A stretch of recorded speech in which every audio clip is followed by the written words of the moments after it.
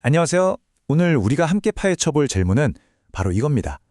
인공지능, 그러니까 AI가 말이죠. 그냥 번쩍하고 사라질 기술일까요? 아니면 우리 사회 전체를 뒤바꿔 나올 정말 거대한 변화의 시작일까요? AI가 그냥 또 하나의 기술 트렌드에 불과한 걸까? 아마 다들 한 번쯤은 생각해 보셨을 거예요. 아니면 어쩌면 인류 역사의 흐름을 통째로 바꾼 저 증기기관 같은 존재일까요? 네, 바로 이 비유가 오늘 이야기의 핵심입니다. 자, 그럼 한번 시작해 볼까요? 애초에 증기기관 같은 기술이 어떻게 세상을 바꿀 수 있었는지 그 근본적인 이유부터 한번 짚어보겠습니다. 그 비밀은 바로 범용 기술, 영어로는 GPT라고 부르는 개념에 있습니다. 이게 뭐냐면요, 그냥 특정 분야에만 쓰이는 게 아니라 경제 전반, 사회 구조까지 싹 바꿀 수 있는 잠재력을 가진 그런 기술을 말하는 거예요. 단순한 도구가 아니라 시대의 판을 바꾸는 게임 체인저 같은 거죠. 자, 이 역사를 보면 아주 흥미로운 패턴이 하나 보입니다. 증기기관이든 컴퓨터든 인터넷이든 이런 거대한 기술들은요, 나오자마자 짠! 하고 세상을 바꾼 게 아니라는 거예요. 진짜 힘을 발휘하기까지 꽤 오랜 시간이 걸렸습니다. 증기기관이 산업혁명을 일으키기까지 수십 년이 걸렸고요. 컴퓨터도 처음엔 군사용으로 시작했잖아요. 그러다가 PC랑 인터넷 같은 주변 기술들이 쫙 깔리면서 비로소 정보화 시대를 열었죠. 맞습니다. 핵심은 바로 생태계가 만들어져야 한다는 겁니다. 그렇다면 AI도 이런 패턴을 똑같이 따라갈까요? 비슷해 보이긴 하는데 여기엔 아주 결정적인 차이점이 하나 있습니다. 그 차이가 뭐냐면 바로 무엇을 돕느냐 하는 점이에요. 보세요. 과거의 증기기관은 우리 몸의 힘을, 컴퓨터는 계산 능력을 도와줬죠. 그런데 AI는 뭘 돕나요?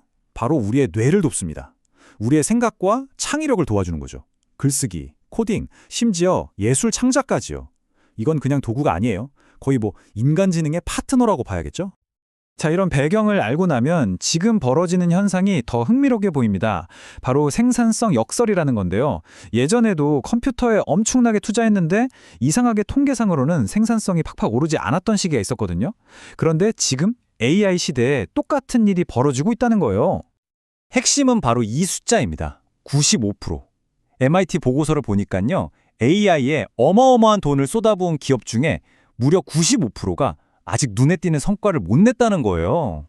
와, 95%라니? 정말 놀랍지 않나요? 기대감은 엄청난데 현실은 아직 따라오지 못하고 있는 거죠. 하지만 일단 AI가 제대로 자리를 잡기 시작하면 그 파급력은 상상을 초월합니다. 자, 지금부터 주요 산업 현장에서 어떤 일들이 벌어지고 있는지 구체적인 사례들을 한번 보시죠. 먼저 금융권입니다. AI가 이제 뒤에서 조용히 일하는 수준이 아니에요. 신한은행의 AI 뱅커는 아예 창고에서 고객을 직접 만나고요. 카카오뱅크는 이 AI가 왜 이런 결정을 내렸습니다라고 설명까지 해주는 기술로 사기 탐지를 무려 10배나 끌어올렸습니다. 24시간 챗봇은 이제 기본이죠. AI가 완전히 금융의 최전선에 나선 겁니다. 제조업 현장도 완전히 달라지고 있습니다. AI가 스마트 팩토리의 중앙 컨트롤 타워가 돼서 생산의 모든 과정을 지휘하는 거죠. 결과는요, 정말 놀랍습니다. 생산성은 30%나 오르고 불량품은 절반으로 뚝 떨어질 수 있대요. 괜히 우리 정부가 2030년까지 이런 AI 팩토리를 1000개나 만들겠다고 하는 게 아니겠죠. 의료 분야는 특히 우리 삶과 직결되니까 더 와닿으실 겁니다. 구글 AI는요, 94%의 정확도로 폐암의 씨앗이 될 수 있는 결절을 찾아내고요. 의사가 실수로 위험한 약을 함께 처방하는 것도 미리 막아줍니다. 심지어 아주 정교해야 하는 뇌종양 수술 성공률을 95% 이상으로 끌어올리는 데도 기여하고 있어요. 이제 AI는 의사에게 없어서는 안 될 최고의 파트너가 되고 있는 겁니다. 자, 이렇게까지 세상이 바뀌는데 그럼 당연히 이 질문이 나올 수밖에 없죠. 그래서 우리 일자리는 대체 어떻게 되는 걸까요? 세계경제포럼의 예측을 한번 보죠. 정말 말 그대로 지각변동 수준입니다. 2025년까지 8,500만 개의 일자리가 사라진다고 해요. 하지만 동시에 9,700만 개의 새로운 일자리가 생겨날 거라고 합니다. 그럼 계산해보면 오히려 일자리가 더 늘어나는 셈이죠? 맞습니다. 그래서 우리는 불과 몇 년 전까지만 해도 듣도 보도 못했던 그런 새로운 직업들을 보고 있는 겁니다.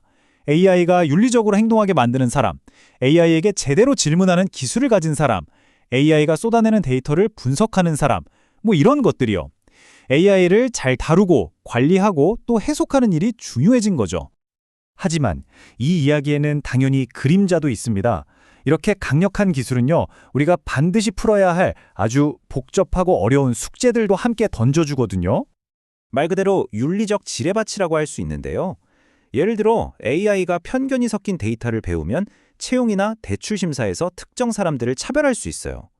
또 자율주행차가 사고를 냈을 때 그 책임은 개발자한테 있을까요? 주인한테 있을까요? 아니면 AI 자체에 있을까요? 정말 어려운 문제죠. 개인정보는 또 어떻고요? 이런 문제들 우리가 정말 심각하게 고민해야 합니다. 그리고 또 하나, 우리가 쉽게 놓치는 어마어마한 비용이 있습니다. 바로 환경 문제입니다. 2030년이 되면요, 전 세계 AI 데이터 센터들이 쓰는 전기가 캐나다라는 나라 하나가 쓰는 전기보다 많아질 거라고 해요. 와, 이건 정말 상상하기도 힘든 양이죠. 상황이 이렇다 보니 각국 정부들도 발빠르게 움직이고 있습니다. 일종의 가드레일을 만드는 거죠. 유럽연합은 규제와 권리 보호에 초점을 맞추고 있고요. 반면에 미국은 혁신과 안전 사이에서 균형을 잡으려는 조금 더 유연한 접근을 하고 있습니다. 자, 그럼 정리해봅시다. 이렇게 엄청난 기회와 동시에 만만치 않은 위험이 공존하는 이 AI 시대를 우리는 어떻게 헤쳐나가야 할까요? 핵심은 이겁니다. 정부, 기업, 그리고 우리 개인 모두가 각자의 역할을 해야 한다는 거죠. 하나씩 볼까요? 우선 정부는 안전망을 만들고 재교육 프로그램을 지원해야 하고요. 기업들은요, 그냥 유행이니까 따라가는 게 아니라 정말 우리 회사에 필요한 투자를 하고 직원들이 뒤처지지 않게 도와줘야 합니다. 마지막으로 가장 중요한 우리 개개인은요, AI를 내 일에 가장 강력한 무기로 삼는 법을 배우는 동시에 창의력이나 공감 능력처럼 AI가 절대 따라올 수 없는 우리만의 강점을 키워야 합니다. 결국 AI라는 거대한 파도는 이미 우리 코앞까지 밀려왔습니다. 이젠 파도가 오네 안 오네를 논할 때가 아니죠. 선택은 하나입니다. 이 파도에 휩쓸려 갈 것인가? 아니면 멋지게 올라탈 것인가?